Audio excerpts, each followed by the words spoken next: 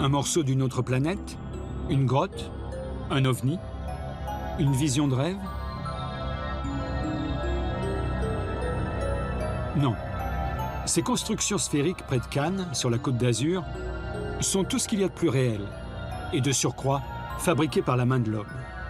Un homme à la créativité débordante et unique en son genre. Antti Lovac, un visionnaire dont les constructions ont révolutionné le concept de l'habitat. Les maisons bulles.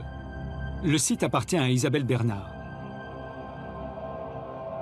Quand vous arrivez dans cette maison, oui, c'est vraiment, vous vous sentez en harmonie avec les espaces, avec l'architecture, vous vous sentez en harmonie avec les paysages, vous vous sentez en harmonie avec la nature. Alors l'esprit d'Antti Lovac dans cette maison, d'abord c'est la liberté. Antti Lovac, c'était un non-conformiste qui voulait tout expérimenter. Et en fait, son credo, c'était « tout est possible, il n'y a pas de limite ». Et donc, il a essayé de tout expérimenter. Et je pense que dans cette maison, il a vraiment expérimenté beaucoup de choses, aussi bien au niveau de la réalisation des espaces, de l'espace, et aussi bien au niveau des procédés de construction qui sont très innovants. Et donc, vraiment, l'expérimentation, c'était essentiel pour lui. L'expérience a débuté dans les années 70. Avec des artisans locaux et sans aucun plan, Antti Lovac assemble des échafaudages tubulaires métalliques en forme de voûte. Il les dispose de sorte que les volumes s'harmonisent avec la nature environnante. À l'origine, c'est une commande de l'industriel Pierre Bernard, le père d'Isabelle. Lovac l'avait ensorcelé. Il n'y a pas un plan dessiné dans un bureau avec des règles, avec des choses verticales, parce que orthogonalité, je ne supporte plus. L'architecte finno-hongrois est disparu il y a 1 an et demi. Mais son esprit continue à vivre dans la maison Bernard. La directrice de projet, Rachel Robinson, se souvient de sa collaboration avec Antti Lovac. Déjà, le fait de travailler par simulation, ça veut dire que la maison s'adaptait entièrement aux besoins des clients. Antti travaillait pour et avec les clients. Il était toujours présent sur les chantiers. Donc pour moi, c'était de l'apprentissage pur. Et avec ma formation en sculpture, c'était extrêmement logique de créer une maison en sphère. Située à Théoul-sur-Mer, près de Cannes, l'œuvre d'Antti Lovac s'étend sur 600 mètres carrés. Composée de 9 chambres sphériques et ouvertes, selon les désirs de son ami et mécène Pierre Bernard.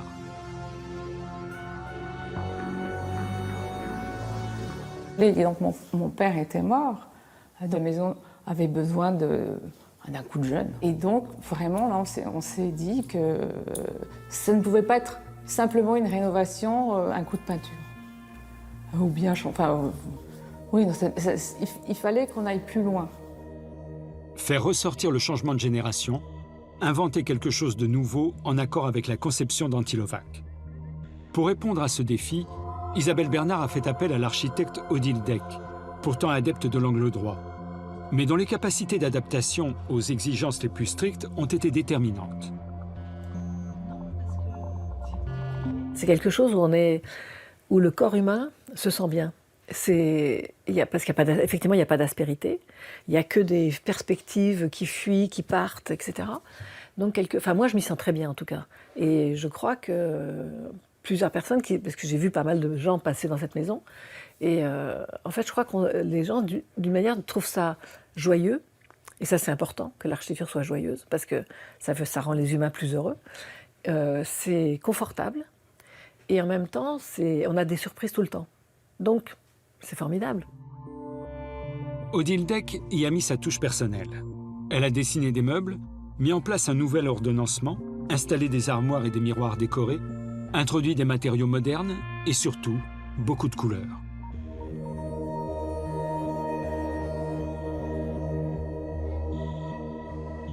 Au départ, on savait qu'on allait mettre de la couleur. Et donc, on a essayé de voir quel pouvait être l'élément le plus important pour décider des couleurs.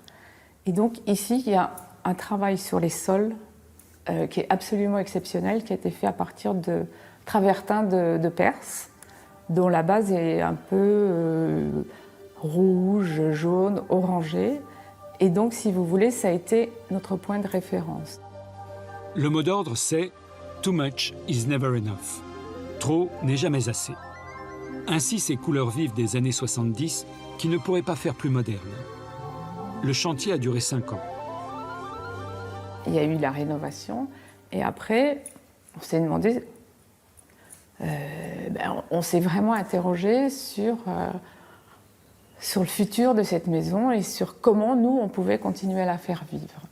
Garder la maison comme ça, sans la faire vraiment vivre, ce n'était pas une solution satisfaisante pour nous.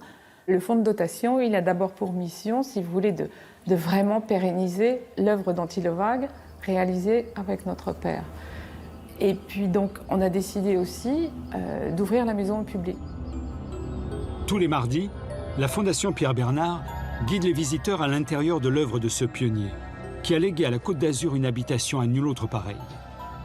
Un homme très en avance sur son époque, qui a su matérialiser ses visions futuristes.